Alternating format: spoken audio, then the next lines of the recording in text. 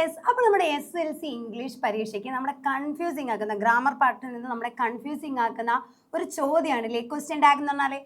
എങ്ങനെയാണ് ഒരു question tag നമ്മൾ ഐഡന്റിഫൈ ചെയ്യുക? യെസ്, ഒരു സെന്റൻസ് പകുതിക്കൽ വെച്ച് നിർത്തി കോമ ഡാഷ് ക്വസ്റ്റ്യൻ മാർക്ക് ഉണ്ടെങ്കിൽ അതെന്തായിരിക്കടാ? അത് ക്വസ്റ്റ്യൻ ടാഗ് ആയിരിക്കും. അതൊരു സീക്രട്ട് ആണ്, ആർക്കും പറഞ്ഞു കൊടുക്കണ്ട. ഒരു സെന്റൻസ് പകുതിക്കൽ വെച്ച് നിർത്തി കോമ ഡാഷ് ക്വസ്റ്റ്യൻ മാർക്ക് ഉണ്ടെങ്കിൽ അതെന്തായിരിക്കും? അത് ക്വസ്റ്റ്യൻ ടാഗ് ആയിരിക്കും. എങ്ങനെയാണ് അതിന് ടാഗ് ഉണ്ടാക്കുക? നമുക്ക് നോക്കിയാലോ. ക്വസ്റ്റ്യൻ നോക്കിയേ. അരുൺ പറയാണ് Aarushi can drive. Aarushi can drive. Sentence positive ആണോ നെഗറ്റീവ് ആണോ? യെസ്, സെന്റൻസ് എന്താണ്? സെന്റൻസ് പോസിറ്റീവ് ആണ്. എന്തുകൊണ്ടാണ്?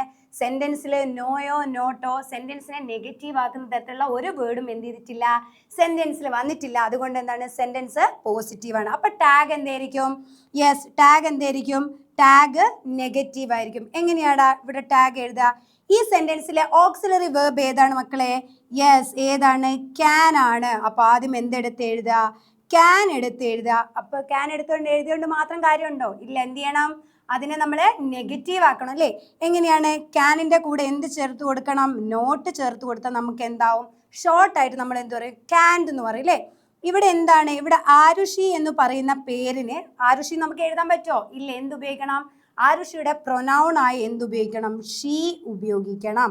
അപ്പൊ ഇവിടെ ടാഗ് റെഡിയായി. Can't she. കണ്ടോ? Tag ready. സെന്റൻസ് പോസിറ്റീവ് ആണ്. ടാഗ് എന്തായി? ടാഗ് നെഗറ്റീവ് ആയി. ഇനി നെക്സ്റ്റ് നോക്കി. അപ്പൊ മനു പറയാണ് she is not coming. She is not coming. Sentence positive ആണോ നെഗറ്റീവ് ആണോ? യെസ്, സെന്റൻസ് എന്താണ്? സെന്റൻസ് നെഗറ്റീവ് ആണ്. ടാഗ് എന്തായിരിക്കണം? ടാഗ് പോസിറ്റീവ് ആയിരിക്കണം. ആണല്ലോ. നോക്കിയടാ, ഇതിലെ ഓക്സിലറി വേർബ് ഏതാണ്? ഏതാണ്? യെസ്, കറക്റ്റ് ആണ്. ഏതാണ്? ഈസ് ആണ്. ഇതിലെ സബ്ജക്റ്റ് ഏതാണ്? യെസ്, ഏതാണ്? ഷീ ആണ്. Is she. So simple. ഇത്രയേ ഉള്ളൂ. ഇപ്പൊ മനസ്സിലായില്ലേ? ഇങ്ങനെ വേണം നിങ്ങൾ എന്ത് ചെയ്യാൻ വേണ്ടി? ക്വസ്റ്റ്യൻ ടാഗ് കംപ്ലീറ്റ് ചെയ്യാൻ വേണ്ടിയിട്ട്. അപ്പൊ ക്വസ്റ്റ്യൻ ടാഗ് എല്ലാവർക്കും മനസ്സിലായി എന്ന് മിസ് കരുതുന്നു. അപ്പൊ അടിപൊളിയായിട്ട് പഠിക്കുക. ഒരു ഡൗട്ടും ഒരു ടെൻഷനും എൻ്റെ മക്കൾക്ക് വേണ്ട. നമ്മൾ അടിപൊളിയായിട്ട് അടിച്ചു പൊളിച്ച് എന്ത് ചെയ്യും? എക്സാം എഴുതും.